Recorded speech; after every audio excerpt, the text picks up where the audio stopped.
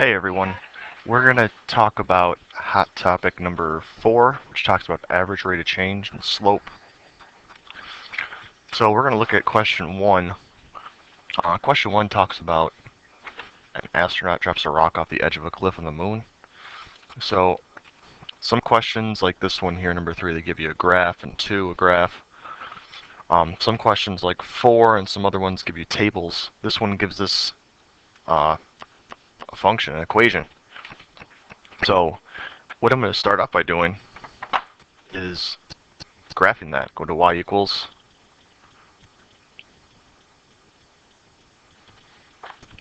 type in the equation. It's 0.8, so 0.8 x squared.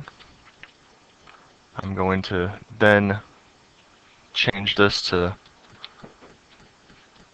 graph dash table. Second graph.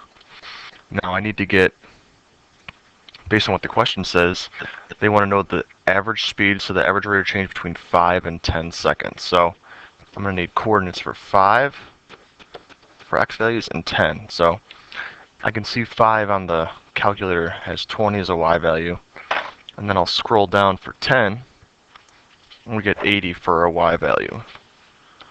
So when we're doing that average rate of change, what you want to do is subtract the x's and the y values. So if you do 10 minus 5, you get 5. 80 minus 20, you get 60. And then what you want to do is you want to divide the change in the y's over the change in the x's. So it'd be 60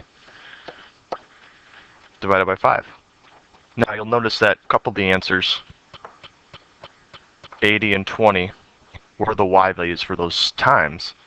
60 is the subtraction, and then the correct answer, which would be 12, because you have to divide to find the average. Kind of like if you're talking about mean, you would add them up and divide by how many.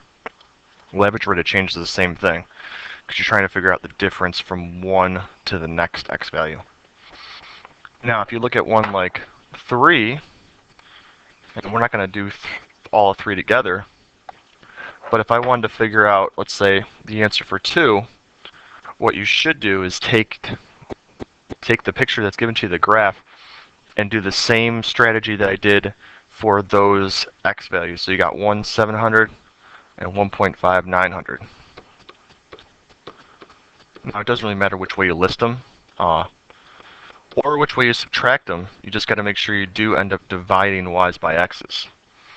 So same thing, you would subtract and then divide, but you want to make sure you write this out and show that work, so you don't necessarily get caught in a trap, or maybe you forget to divide and then you end up picking the wrong answer because you forgot to do one of the steps.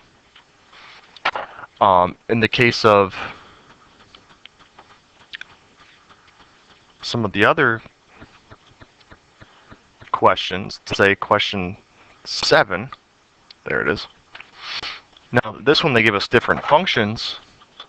They give us g, f, and h. So there are technically 3 graphs with a question like 7.